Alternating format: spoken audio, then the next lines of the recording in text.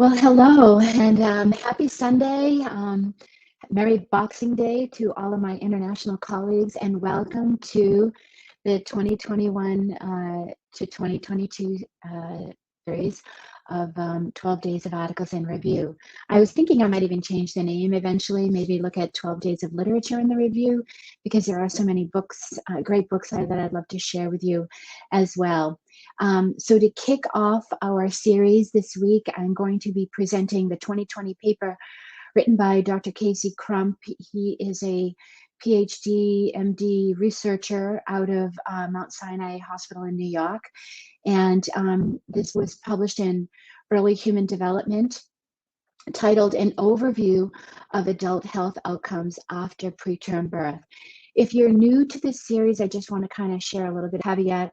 I generally present articles that are relevant to a topic that's very near and dear to my heart, the concept of early life adversity and trauma-informed care for baby families and the clinicians that care for them within a healthcare setting. We've been doing this now, I think, for 3 years, maybe even 4 years. Gee whiz, I can't remember how long. So I'm really excited to share this article with you. This one's a live event, and the subsequent ones I'll have pre-recorded and post them up onto my social media platform so you can check them out. Always free to ask questions, reach out, and hopefully learn more about what we at Caring Essentials Collaborative do. I should probably introduce myself, thinking you all know who I am. My name is Mary Coughlin. I'm a neonatal nurse practitioner by training, and I'm the president and founder of Caring Essentials Collaborative. Caring Essentials is an organization committed to transforming the heart and soul of healthcare around the world, specifically with regard to those that serve babies and children and families in crisis. So we're all about trauma-informed care, and really excited to engage with you about this incredibly biologic, psychologic, socio-emotional, and spiritually relevant topic when it comes to babies and families in crisis. I don't know if you're familiar with this, and I will share a review of the article later, but the American Academy of Pediatrics now has just come out with a policy statement advocating for trauma-informed care for child health services. And so I'm hoping over this series is to present you with some solid facts, some really cool research that will help you connect with the relevance of this topic, share this with your colleagues, with your leadership, and let's really begin this movement in meaningful, measurable ways. Let's make 2022 the year of transformation, where we embrace a trauma-informed paradigm within our healthcare organizations. So without further ado, let me just get right to the article. I loved the article by Dr. Crump because it really was very thorough in how it evaluated all of the different dimensions of adult health that are impacted by prematurity, and quoted some really great population-based studies and systematic reviews. So I felt like it was a really comprehensive paper to share with you guys. And so kind of like, coming out of the gate, what Dr. Crump presents us with is the fact that all-cause mortality for individuals that are born prematurely is significant. So when you have maturity, and even more premature you are higher likelihood of having a short lifespan. And the shortened lifespan is connected several communicable diseases and non-communicable diseases embrace, like, cardiovascular disease, metabolic syndromes. There's even more specific diseases. But when we look at all-cause mortality, general group is the non-communicable diseases, and even instances that can hold for congenital anomalies and other types of prenatal condition that expect individuals would have long-term, lifelong consequences associated with. They controlled for those. So these are just people that survived their premature condition, but then went on to develop these other adult morbidities. And as an aside, we've seen similar phenomenon in other individuals who have survived adverse childhood experiences. So we're seeing some consistency, right? Consistency in the physiologic response to trauma, to toxic stress during these incredibly vulnerable and sensitive periods of development. And so he does a really great job presenting this information. But I think the other thing that he also highlights, right? So we're looking at a lot of these, I guess, cause-specific mortalities, right? That's when, specific disorders like cardiovascular disease we see as an evolution of prematurity due to a variety of factors as a consequence of the immature cardiovascular system and how it is exposed to extrauterine experiences that it wasn't designed to, and also exposed to excess toxic stress. So that hyperactivation of the HPA axis adds a layer of challenge to the developing cardiovascular system that actually thwarts a healthy developmental trajectory in these individuals. And needless to say, the more premature you are, the more adversely affected you will be. The more vulnerable, that's the right word, the more vulnerable you will be to these different situations. But he also kind of shares with us that from most of these, the number one cause for early death is survivors of prematurity is associated with accidents and suicide. So there's a high degree of pathology that we see as a consequence of the early childhood experiences associated with hospitalization, needle intensive unit, pediatric intensive unit, card intensive kit, those types of medical situations that actually predispose these individuals, the vulnerable individuals, to psychopathology as well as other cause-specific mortality. And so what, for me, this paper does is it really helps me kind of connect with, okay, so if the bulk of these pathologies are related to the experience of the care, right? And my vulnerability, right? My premature vulnerability. What are the actions that I can take then to try and mitigate that, to try and buffer the toxic stress or the trauma that this individual is experiencing? And of course, I always come back to, well, we know that the number one trauma experience of newborns across all mammalian species is maternal separation. Then, we could activate our understanding physiologically of the buffering effect of oxytocin by mitigating that trauma, right? So when we create the trauma, or when the trauma experience exists, the body's being flooded with catecholamines, cortisol, inflammatory mediators, all these consequences of a toxic stress response. But when we introduce those loving, kind, compassionate interventions that activate the oxytocin system, like maternal proximity, skin-to-skin care, facilitated tucking, loving, cuddling, all these kinds of things, two-person care, to get technical, we can actually offset the deleterious effects of the stress response as a consequence. But I'm kind of digressing because I don't know where you're at with your understanding of this, so I'm kind of giving you an overview as I review the article.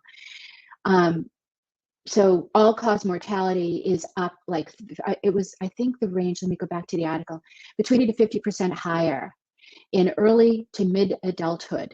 That's, and they just define that period between 18 and 45 years of individuals born preterm when compared to their full-term counterparts.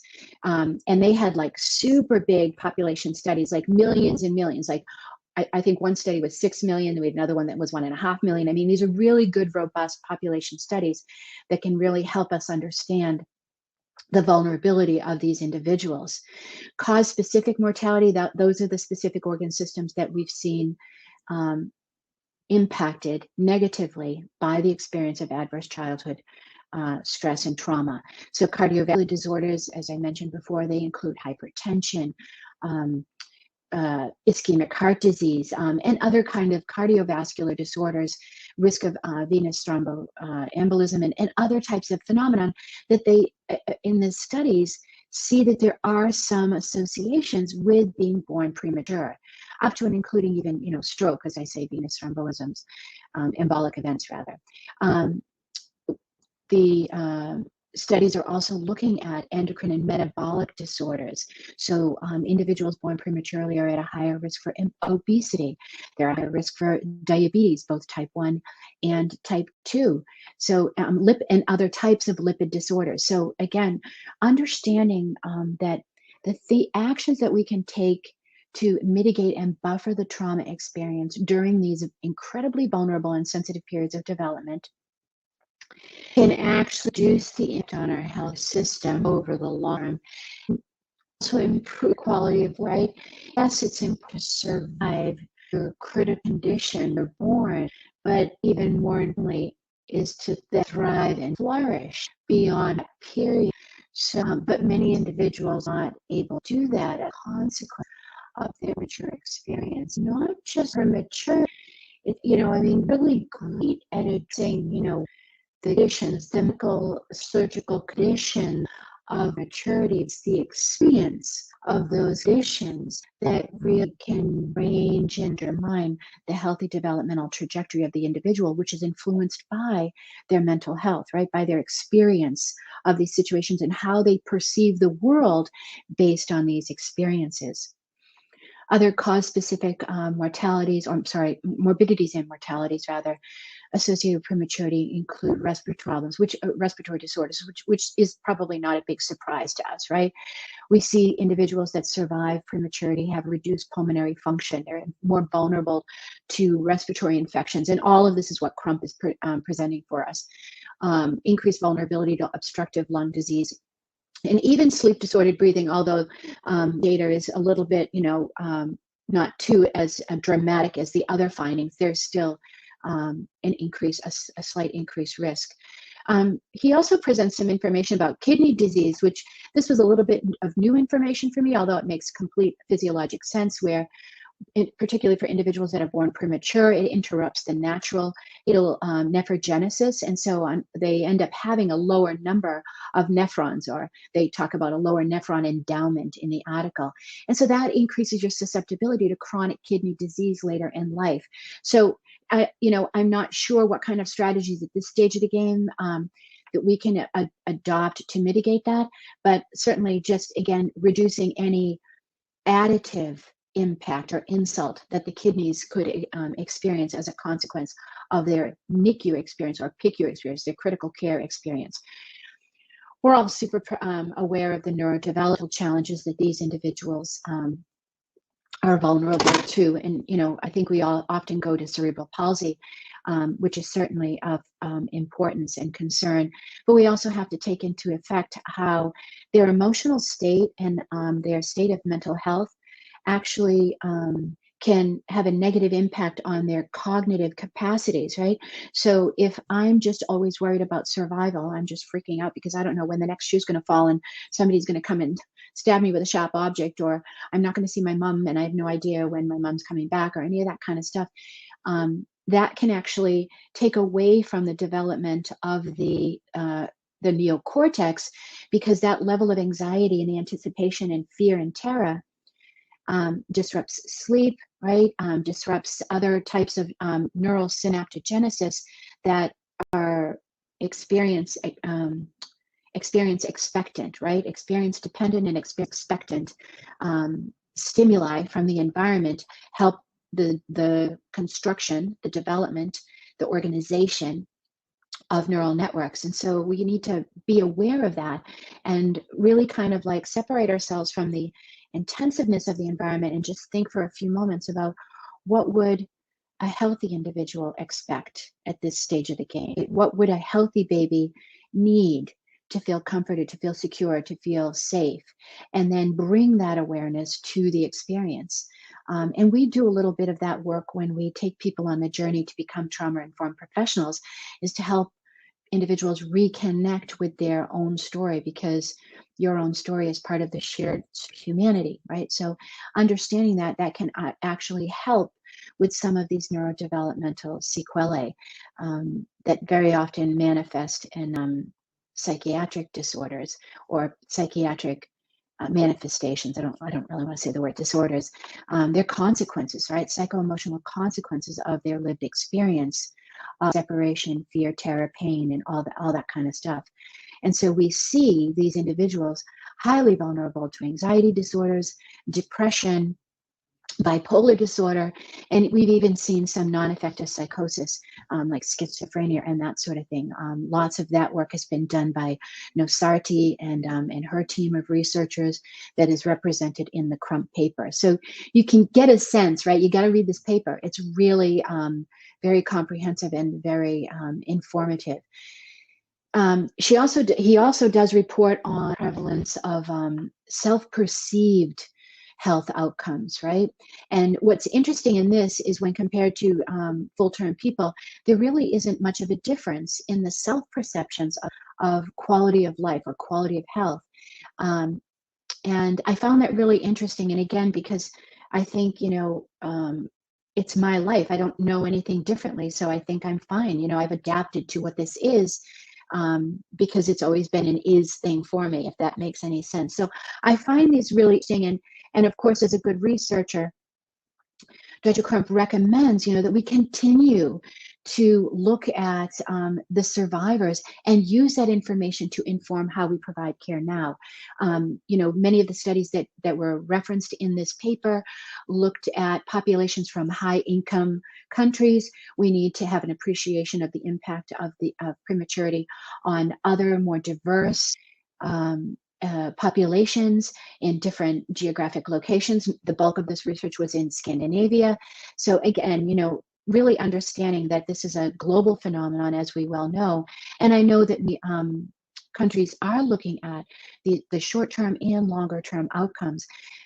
But publishing this information, while it's awesome, it does no one any good if we don't take that information and integrate it into how we are now providing direct hands-on care in the moment, and being mindful of that constant evolution of what are the needs. I think we pretty much got it nailed. We are making new discoveries about disease management and stuff like that, but that's our sweet spot. That's where we rock. And I think what I'm learning on my journey, and particularly in the wake of all of this amazing literature, is that we're missing stuff. And things that we're missing. There's not technology, it's not the pharmacology, it's the humanity, it's sociology, it's psychology of being human, understand that social beings, we need to feel safe, secure, and connected. And how are we creating that experience for these individuals? And then look those out as the pediatrics is rendering. A trauma-informed care paradigm should be embraced across all child health services. And we here at Caring Essentials are on that mission to make that happen. And I hope you will consider joining us in that mission to transform the heart and soul of healthcare around the world. So I want to thank you very much to this first session of 12 Days of Articles and Review. I look forward to seeing you tomorrow. Same button, same channel. It's just a lever from childhood. And we have a wonderful day. All right.